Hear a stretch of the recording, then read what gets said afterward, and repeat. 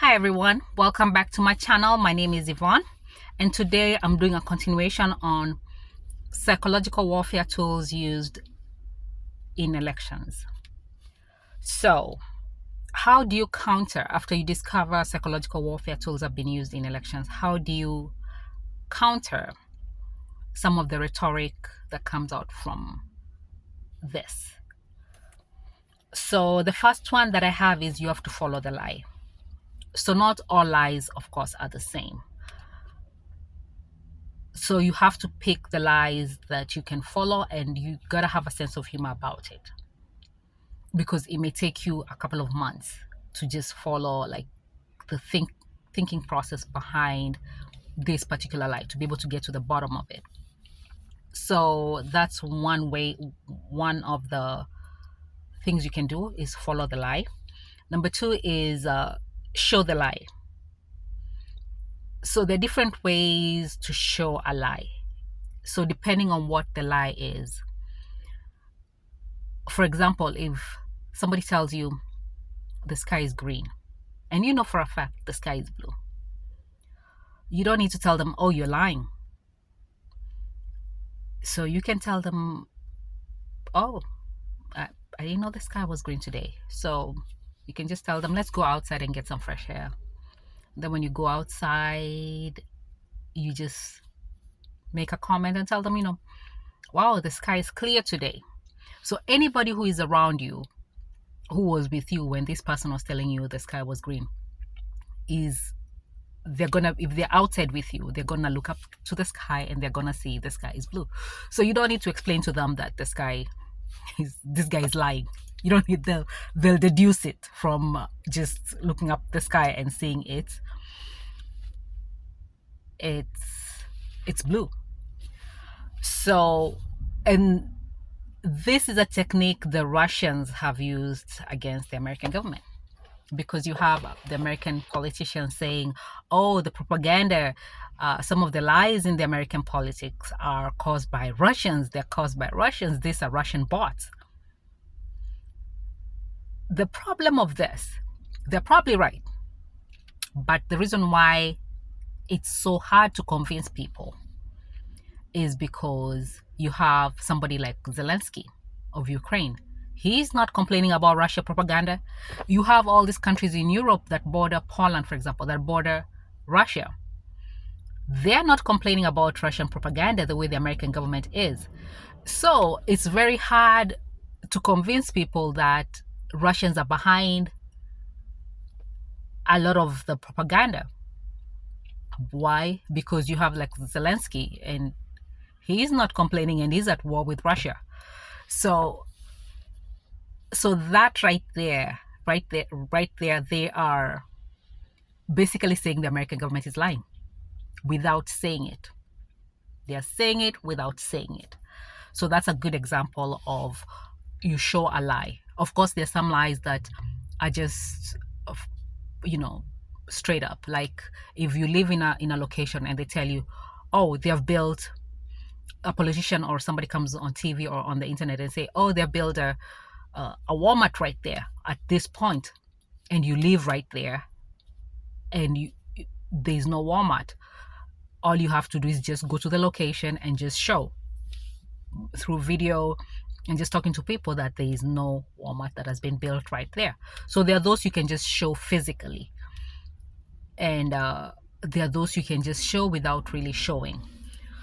So for right now, those are the ones that I've come up with. I'm still working through my thought process to see which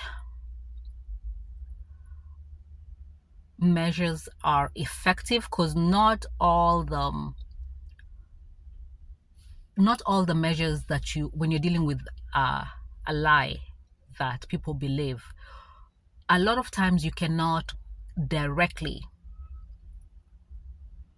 well, in this sometimes it works, you can directly counter the lie, but when there's psychological warfare involved there, it's very hard, because what happens is people believe those things to be true. So when you are there attempting to convince them otherwise, they're like, no, no, no, no, no. Even if you show them, they will not believe. That is the other aspect of the psychological warfare, is people will gravitate towards a statement and they'll believe it. So you're dealing with personal beliefs here. So I'm still working through some of them, but a lot of the times you have to show or you have to tell without telling. They need to deduce it. They need to come to that conclusion by themselves, basically your audience. So why do we need to basically counteract some of this propaganda and some of this rhetoric that has been released? So part of it, of course, some of it is it's lies, and it's toxic. It's gonna bring conflict. It's gonna in society among the masses. So that's part of the reason why it needs to be counteracted. And the thing about psychological warfare tools is they take legitimacy from politicians. So this is what you need to remember. They take legitimacy from politicians. If it's a journalist, they take your journalistic integrity. That's what they take. So the people who have participated in, they're part of the teams, these teams that run this, you can say run the plays. They run this information and this trending topics. They use their influence to basically manipulate people to vote in a certain way. If they're journalists, they will lose their journalistic integrity.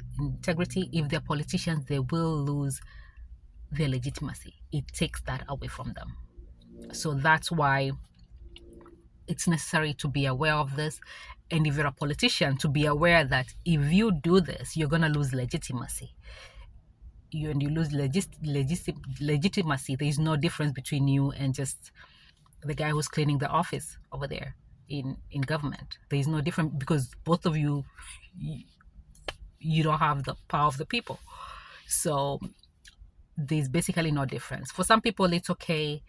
For a lot of people who want to write policy, who want to shape government, who want to lead the society, legitimacy, they want legitimacy. They want legitimacy. And because of that, these programs, they are not refined enough to restore legitimacy once they take the legitimacy. So that's it for right now. I'm gonna do a couple of more videos on this series. Stay tuned and feel free to subscribe, like, share, comment. Thank you so much for watching. See you in the next one.